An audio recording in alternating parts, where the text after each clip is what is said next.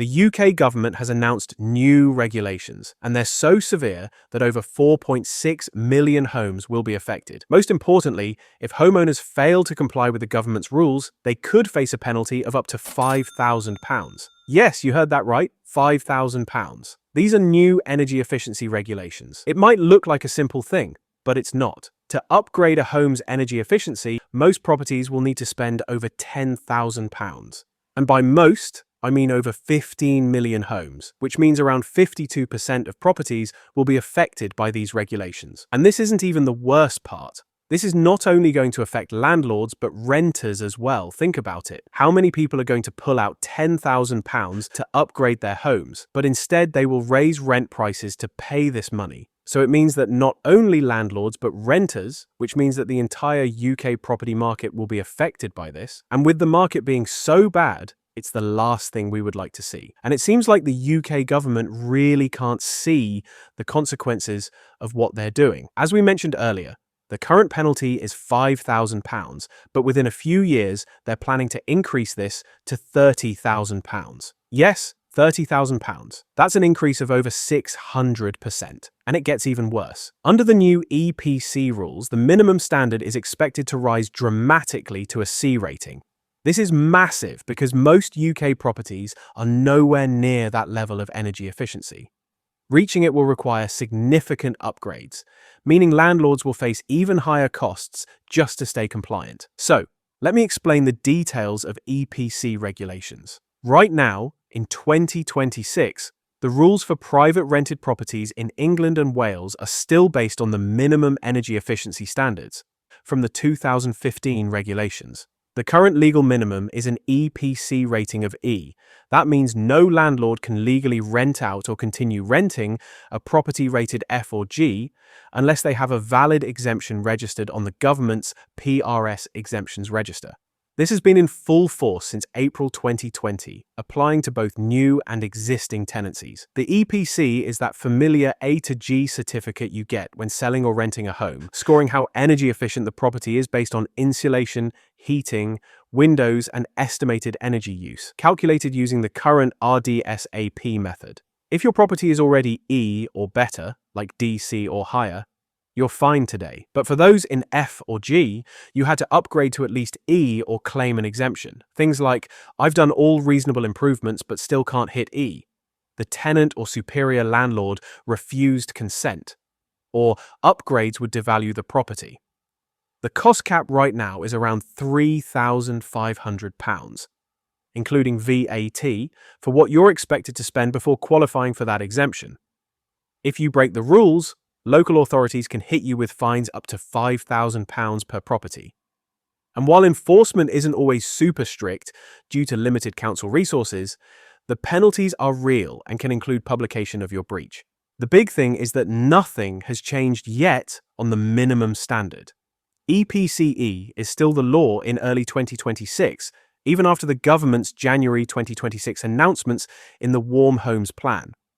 You don't have to rush to C right this second.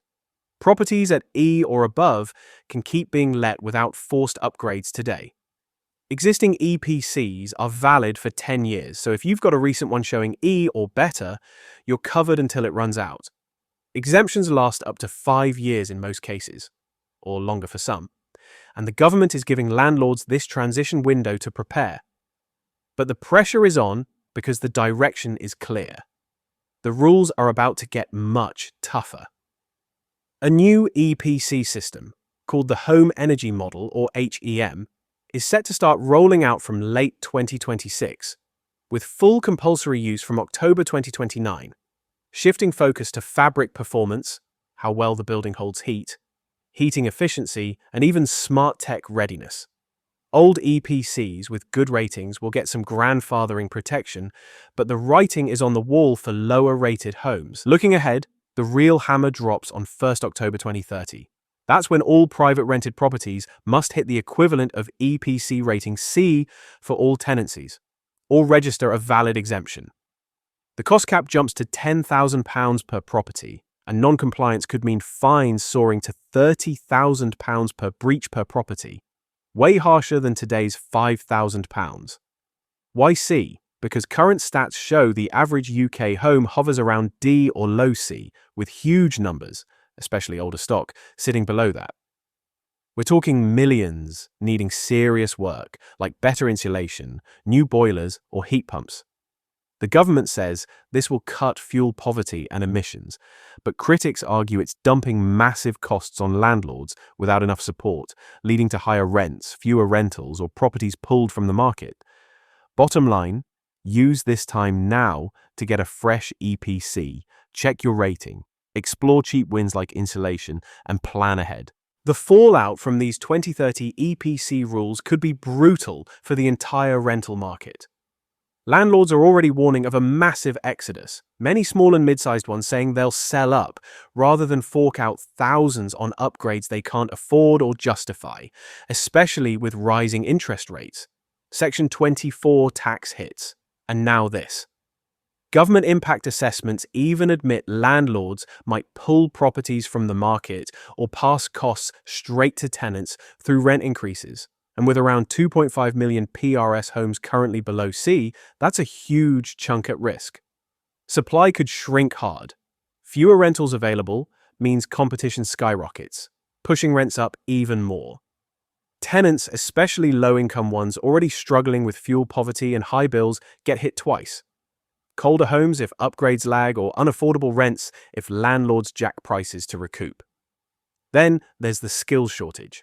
Experts predict a 250,000 tradesperson shortfall by 2030 for insulation, heat pumps, etc. So even willing landlords face massive delays and inflated costs.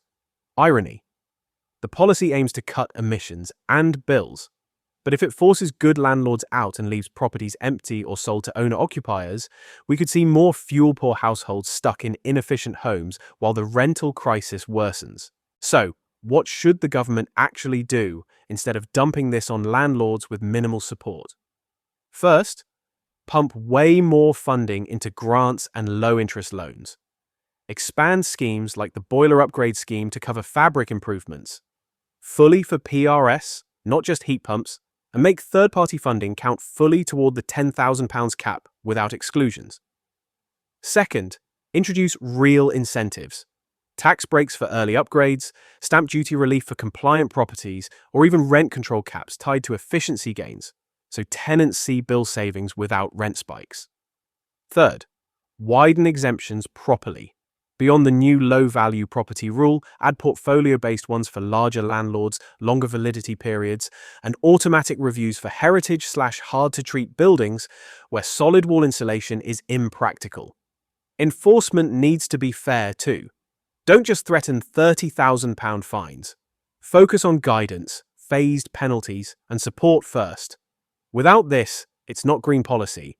It's a blunt instrument that punishes responsible landlords while letting big corporate ones game the system.